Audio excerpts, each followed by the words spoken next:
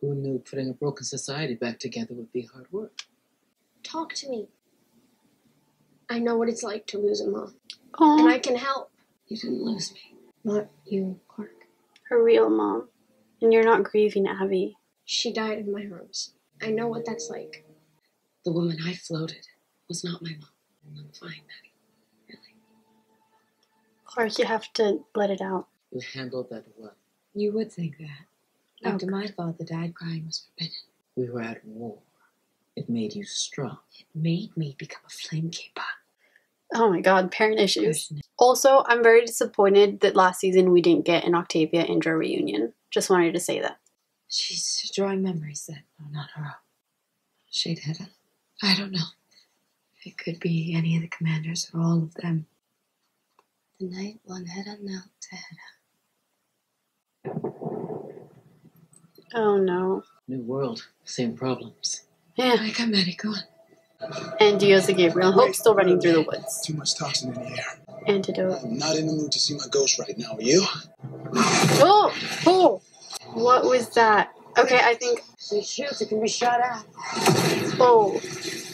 Are they not trying to kill them? They're not trying to shoot at them. Particulate matter moves in response to motion. They come close enough. I'll have a target. Loving this. She didn't... Oh. She's hallucinating. What? Once a killer, always. Rowan! I love Rowan. Okay. Oh my god. Oh my god. I'm so excited to see Rowan again. I love Rowan. Oh my god. She's hallucinating. Shut up. Quiet. Now he's in my shot. Oh, the real Echo. Answer the question, Ash. I have someone to follow.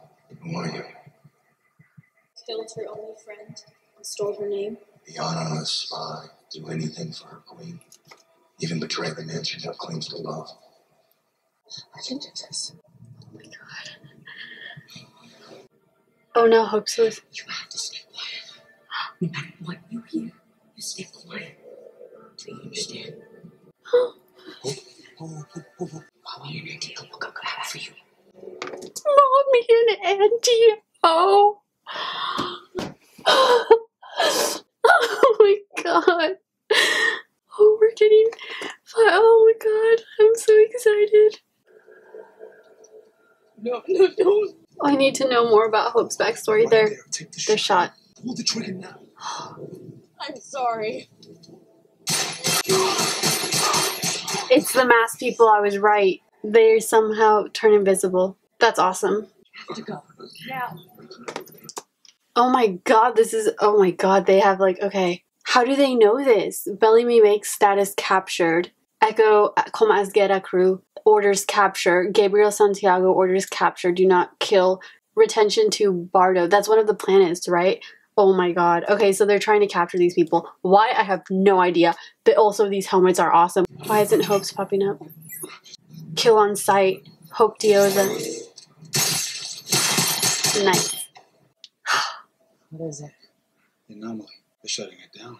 What if it means they're taking Bellamy through and they don't want us to follow? No. Echo! We go through together. We're even seconds apart, separated by months. Oh my god. Oh my god. They're going in together. Oh my god. Oh my god. And it's transporting them somewhere. And it's gone. Holy shit. Another commercial, really? Okay. Theory here. I said Echo com Asgera crew. Sheidheda, maybe? I don't know how anyone from the other Eligius planets or from Sanctum could know about Asgera crew. But that was crazy, and I need to know more about them, how they made themselves invisible, why capture Echo, Gabriel, and Bellamy, why kill on sight for Hope. But those masks were awesome. Oh my god, I can't believe Rowan. Oh, I love Rowan. And Octavia, Mommy, and Auntie O. I can't wait for more memories. Oh my god, this is crazy. I'm absolutely in love. I think I woke up my grandparents when I yelled when I saw Rowan. I'm sorry, but this is amazing. I want more Rowan.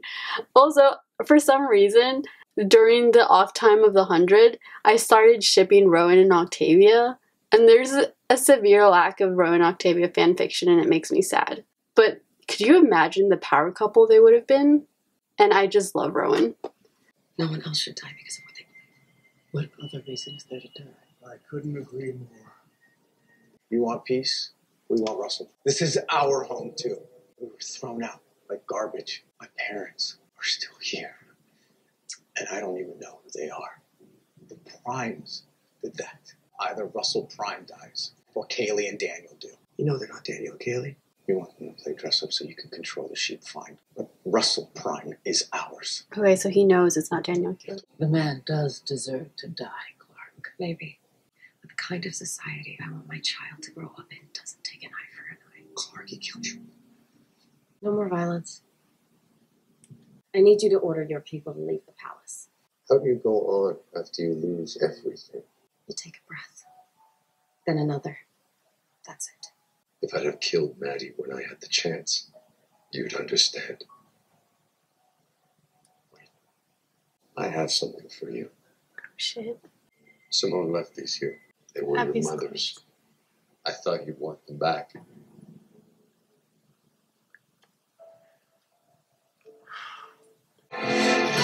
Oh, that's what he wanted. That's so what he wanted.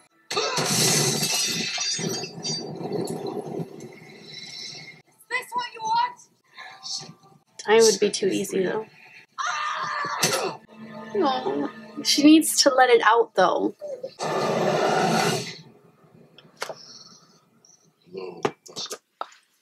This, oh my god. He uploaded himself into Russell's drive. Oh my god. Oh my god. Is he gonna convince Russell to let him take over so in a way Russell can die? Or is he gonna like kill Russell and then he's gonna take Russell's body? And oh my god.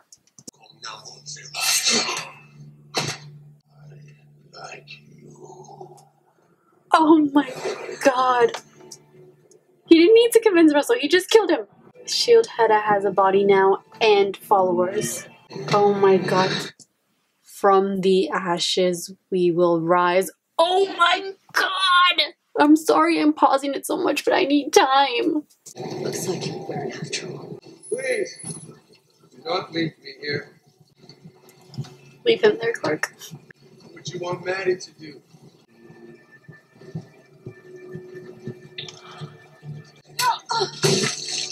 Let it burn.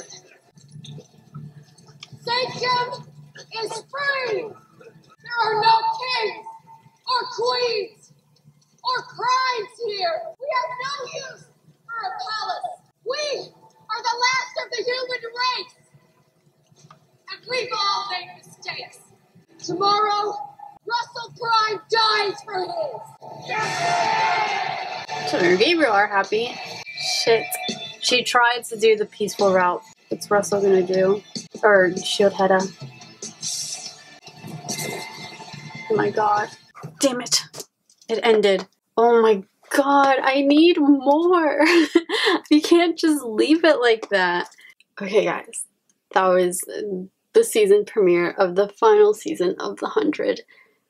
I still can't believe it. It was a good season premiere. I enjoyed it. I love that Rowan was in this episode. I love Rowan. What I'm more interested in is how the people, how they knew it was Echo Comasgueta crew and Gabriel. Like, how did they know that? My original theory when I saw that was maybe Sheidheda had somehow managed to upload himself or get sucked into the anomaly and find a place. And from there, he was able to give the information because he would know about Asgeta and all that stuff. So that was my theory. But as we saw, Sheidheda uploaded himself into Russell Prime's mind drive. And he killed Russell Prime. So Russell is dead. Like, the Russell Prime is dead. In his place is now Sheidheda with followers. However, Clarke has now announced that she is going to kill Russell. or that he will die for his crimes. Obviously, Sheidheda is going to use the people of Sanctum who are loyal to the Primes to his advantage. And I'm interested in seeing how that's going to play out. Also, it was revealed that the children of Gabriel do actually know that Emori and Murphy are not Kaylee and Daniel Prime, which is good, but they're like, either Russell dies or Kaylee and Daniel die. Like, even though they're not, it's a threat, basically. It was a crazy episode. One of the things that really got me this episode, actually, was the fact that they were in a normal house. Like, it was a nice house outside. It could be like a little farmhouse. And there was a kitchen, they were cooking, they were at a dining table. Like, that's crazy. Another thing was Madi being able to draw memories. She drew Wanheda the day Wanheda knelt to Heda. I absolutely love the way Gaia said that. Gaia explained that there has never been an ex-commander. So what I think she means by that is saying that the commanders have died and then the flame was removed. No flame was ever removed during a commander's lifetime. They had to be dead in order for the flame to be removed. Madi is the first person to have the flame and have it removed while she's still alive. So they don't know what effects that might have. They don't know if she'll retain some of the memories of the commanders, or maybe just in the back of her memory, things she saw while she had the flame in her. Maybe while her dreams and everything she had is in her memory now, so she has some knowledge of the past commanders. I know a lot of people are sick of the flame in that storyline, but I have always found it really, really interesting, and I would love to learn more about the past commanders. What Madi said to Gaia. Why are they still teaching about the Primes if they know it's fake? People hold on to their belief systems in time of crisis. Right now, the Primes and their religion is what's helping them cope with the fact that their Primes are dead and that their sanctum, their sanctuary, has been taken over by Earth people and by the children of Gabriel, the people they've been fearing for centuries, or decades, I guess. Because I think Gabriel left 70 years ago or something like that. So I absolutely love that because, again, in the season finale, we got to see Bellamy questioning why are the people still supporting the Primes when we have told them the truth. Octavia addressed it and said, because if they accept the truth, then their lives mean nothing. The reason she burnt the farm. I thought it was interesting that that was brought up a little bit, and I'm glad they included that. We're gonna talk about Sanctum first, and then I'll get to the anomaly stuff. We are definitely seeing the fallout of what happened last season. We have the children of Gabriel, the Sanctum people, the criminals from Eligius, and one crew trying to coexist here until Raven and some other people can build a new radiation shield and have a new place. And then I'm guessing they're going to leave Sanctum and the children of Gabriel, and then they're going to take one crew, Space Crew, and the Eligius Prisoners, which are now 23 prisoners. Let's just take a moment to see how much damage one crew did. That is all that's left of the Eligius Prisoners. It's still a very large population of mass murderers and psychopaths, so I'm worried about that. The girl and her husband are definitely going to be a problem, just basing that off of we saw her in the trailer hitting Raven. I'm definitely keeping my eye out for them. Right now I'm picturing them as a kind of Bonnie and Clyde type thing, and I love Bonnie and Clyde. It's an interesting dynamic to bring into the show. I'm interested in their backstories. I'm definitely glad that we got more of Jordan in this premiere. We kind of didn't get much of him in season 5, at least not as much as I had hoped. He kind of played a minor role, and then he was absent for a lot of episodes, and now he looks like he's going to play a bigger role because he is kind of a link right now between Clarke and Space Crew / One Crew and the followers of the Prime, just because he was adjusted and they kind of trust him a little bit. Now the guy is kind of pissed at him because he said to let Clarke in, and then Clarke ended up beating the shit out of Russell. But Russell so wanted that. It reminds me of when Octavia was saying stuff to the remainder of Sky Crew. She was looking for a beating. She wanted that beating. That's what it reminded me of. Russell wanted that beating. He wanted Clarke to hurt him. He feels like he deserves that pain. He wants to die for, well, now he's dead actually, but he wanted to die for his crimes. I guess in a way he wanted to be with his family. He even destroyed the last ship that was left, but now he's actually dead and Sheidheda has taken his place.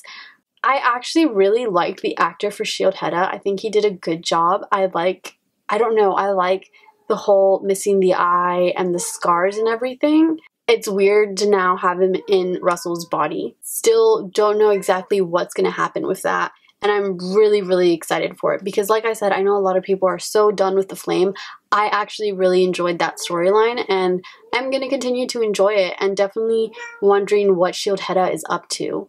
Potentially, if Sheidheda does live, once Sky Crew and One Crew are able to get their radiation shield up in their own compound, then he can basically lay claim to Sanctum and then probably want to take over One Crew and Space Crew's compound too. Another thing I really enjoyed was seeing Murphy's realization of all he did, his guilt that he has. Yes, I was very mad at Murphy last season when he chose to help Josephine. I understood his motives. He had seen hell. He was afraid of dying, but it was still wrong what he did. Abby has died and Jackson blames Murphy, and they had a moment where he was pissed. Richard Harmon is doing such a good job with Murphy. Like, I could see the anguish and like guilt he felt, like his eyes glass over. It's so good. But Murphy is definitely feeling the repercussion of his choices last season, and I'm here for it. I love Murphy as a character. Yes, I don't always agree with him, and yes, sometimes he pisses me off, but I still love his character, and his character ultimately is a survivor. He will do what he needs to survive. That has always been Murphy's way, and throwing Amori in the mix just gives him a person to care about, and a person to survive for, and a person to protect and make sure survives along with him. Yes, I do also ship Mervyn, Raven, and Murphy. For some reason, I never wrap my mind around why. I just think they have good chemistry and they'd be a cute couple. I just like them together, but I also absolutely love Amori and Murphy. So that's my 2 cents on them. Madi, this episode I really actually enjoyed. She's getting a taste of being a normal kid for once, even though she still has to play the part of Sheidheda. But I absolutely love that she called Clarke out on her holding her feelings back. Clarke didn't properly grieve Abby's death, and we saw that when Russell provoked her and she snapped. Clarke needs to grieve Abby correctly. It will help her immensely. And I think next episode we're going to get that scene that we saw at the beginning of the trailer of her saying goodbye to her mom now that she has the ring. Madi telling us a little bit more about her mom was also interesting. I like that because we didn't really get much information on Madi before she met Clarke. So I definitely enjoyed the fact that they stated what happened to Madi's biological mom. And it's very sad that she had to see her mom die, that her mom died in her arms. But in a way, Madi can relate to Clarke now, and that could bring them closer. So I really enjoyed that. Russell's talk with Jordan was also very interesting in that Russell said or recognized that Jordan had seen something when he was adjusted. The spiral pattern that Russell has incorporated and shaped Sanctum in the image of. He said he spent 100 years trying to figure out that's not his problem anymore, literally now that he's dead. But now he's like, gave it to Jordan. So I think there might be something going on there. It definitely has something to do with the anomaly, which I'm getting to. But the main thing is that in this time, Clarke tried to establish peace in Sanctum somehow, trying to coordinate with all the different groups that are now inhabiting Sanctum. It's crazy. Right now, Eligius is leaderless because Dizoya is gone and McCreary is dead, thankfully. So I'm guessing maybe that couple might become new leaders. Who knows? I'm definitely intrigued of what's going to happen in the power struggle with the Eligius prisoners because they're going to need someone to lead them. So I'm interested in that also because they're potentially going to be a problem for the peace of Sanctum. So Clarke did try to have this peace going. She wants a better society for her child. She wants Madi to grow up in peace. I don't see that happening, at least not anytime soon. Sanctum is in chaos. Like Raven said, it's a power keg waiting to explode, and we see little explosions here and there, and I'm not sure we have seen the overall big explosion yet. I think that's going to come later on. At the end of the episode, after her talk with Russell, Clarke has decreed that Russell will die for his crimes. She also said that they are all that remains of the human race, and that's simply not true. Every season, okay, not every season, they're like, we're all that remains of the human race. And then a new group comes. The Ark thought they were the last humans on Earth. They went to Earth, found people there. Then they met the Mountain Men. Mountain Men thought that them, the Grounders, and the 100 were the last people on Earth. Then Prime Fire happened, the bunker, Octavia stated that they were all that remained of the human race. Season 4 finale, Eligius comes down, more people who thought they were all that remained of the human race. Then they fight for the last survivable land on Earth, thinking that they're all that remains of the human race and they need to preserve this land to survive. Destroy it. Leave.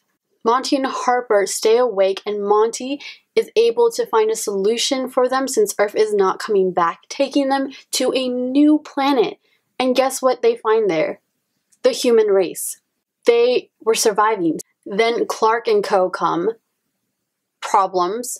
Then at the end of this episode, Clarke says that they are all that remains of the human race, referring to the children of Gabriel, the people of Sanctum, the Eligius Prisoners, One Crew, Space Crew, and Clarke and co.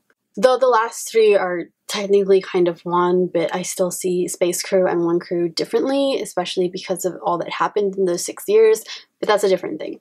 But the truth is they're not. There are people in the anomaly and other planets from what we've gathered from the trailer. There are more people in different planets. And this episode confirms it. The anomaly links to other planets that also have human life. We see this in the new characters that are going to be introduced. The people following trying to capture Bellamy, Echo, Gabriel. They got Bellamy. So I'm definitely interested in that. I think they got Octavia too, or Octavia simply had a different reaction because she was stabbed. Maybe Hope was trying to prevent her from getting caught. I'm getting to the anomaly part. But they're not all the remains of the human race. The human race has been surviving, and they're survivors there. We're survivors, I guess. And I find that so interesting because they just keep thinking that they're all that remains, but that's just not true. And now we have a new group of people that we're going to be introduced to. The people of the anomaly and the other 5 planets. I think actually from what I gathered from the title sequence, there are 6 planets that are linked. Maybe all of those contain life, maybe only a few of them do. Who knows? But obviously the people in the anomaly have access to advanced technology and have knowledge of the people in Sanctum and the people from Earth. So I'm definitely interested in that. So now let's get to the anomaly. Last season, we ended off with Octavia disappearing into the anomaly after getting stabbed by Hope. We still do not know much about the anomaly other than Octavia was the first person to ever come out of the anomaly. She went in with Dizoya, pregnant Dizoya, and came out by herself. She fainted and then didn't remember anything. That is why I thought that when Hope woke up, she wouldn't remember anything, because she also, after she stabbed Octavia and the anomaly receded, Hope fainted too. I was right, which is very rare with my theories, I think, but Hope didn't remember anything. However, she did have something in her arm. It was the anomaly pattern that was on Octavia's back. I'm guessing it's the exact same code to activate the anomaly. She pulled it out and on the back it said "Trust Bellamy." Now I'm guessing she got this from Octavia somehow. They were obviously very close, Octavia and Hope. You could see it on Octavia's face when Hope came out of the anomaly, and you could see it when Hope was apologizing for what she had to do to save her mom. Which I'm also very interested in what the hell is happening with Dizoya. So the episode picked off right where it left off last season with all these major questions on what happened to Octavia and what exactly the anomaly is, only to have Bellamy being dragged away by invisible people. Again, the people in the anomaly seem to be very technologically advanced. He was dragged away, and later we get a hint of why. Echo and Gabriel both had capture next to their name on the guy's mask. Again, the technology astounds me because I'm not big on sci-fi shows, even though this is obviously a sci-fi show. I haven't watched many of them, so the technology is just amazing. They had orders to capture Bellamy. That is also why they didn't shoot to kill. However, Hope does have a kill on sight order, which I'm wondering about. Obviously, I think she was sent there for a mission to help her mother. But after that, I think they were either just going to kill her or that mission was something rogue. And in order to help her mother, she thought her best bet was Octavia and sending Octavia back into the anomaly. Not 100% sure. Just speculating, trying to make sense of everything that happened. What I really liked about this episode was actually the hallucinations that we got from Echo and Hope. As you saw, I was absolutely excited to see Rowan. My king. I absolutely loved Rowan in The 100, Season 4, and Season 3. Season 4 Rowan was actually one of my favorite characters, and I really enjoyed his character, and I was very sad when he died. I did not record my reactions to Season 4, but I cried. A lot. Echo is now facing the dilemma of who she's gonna follow. Echo is not a leader, she's a follower, and she has always had her identity tied with her people. And now she doesn't have them. She had Asgera, she was banished, and then her clan dissolved into one crew, but in that time she was in space with Bellamy and the others, so that became her new family. Bellamy being their leader, Echo following Bellamy. Now Echo doesn't have Bellamy. Space Crew is off at Sanctum. She loves Bellamy. I truly believe Echo and Bellamy love each other and care for each other. So she just saw the love of her life get dragged away into the anomaly, and her first hallucination was, who are you going to follow now? I think that says a lot about her character and who she is as a person. I think her identity has always been tied to her people, and it's going to be very hard for her not to be with Bellamy right now. And I think this quest for Bellamy is definitely going to bring up some issues with their relationship and some issues with Echo in general. She saw Rowan, her formal king. I can't talk. I'm sorry. That is the 5th time I have tried saying that sentence. Let me try again. She saw Rowan, her former king. And she also saw the girl who she killed and assumed the identity of. So it's almost like saying Echo doesn't know her own identity. She took this identity of Echo the spy. Who is she though? Who is Ash? Sorry, I'm getting a little deep on Echo's character. I do actually find Echo's character really, really interesting. Now on to Hope. Hope's hallucination had me so excited for the potential flashbacks and insight we can get into Octavia Dizoya and Hope in the anomaly while Hope was growing up. Obviously, something happened. Octavia was saying to Hope, Mommy and Auntie Octavia will be right back. Something along those lines. I don't remember it word for word. She was telling Hope to stay hidden. I find that very interesting because maybe the people who are in the anomaly, maybe Hope is like a miracle baby or something. Maybe she's the first baby to come from outside the anomaly and be born in the anomaly. I don't know, but the whole parallel of having Octavia say, stay here, don't make a noise, be quiet, hide, just reminds me of Octavia when she was little. She was hidden also. She was scared most of the time. Octavia must have related so much to Hope in that moment. And if that was a regular occurrence, her bond with Hope is going to be amazing. I am excited for it. Octavia grew up hidden and afraid. What if Hope grew up the same way, in a sense? I'm not really sure, but I'm definitely excited to see that whole storyline.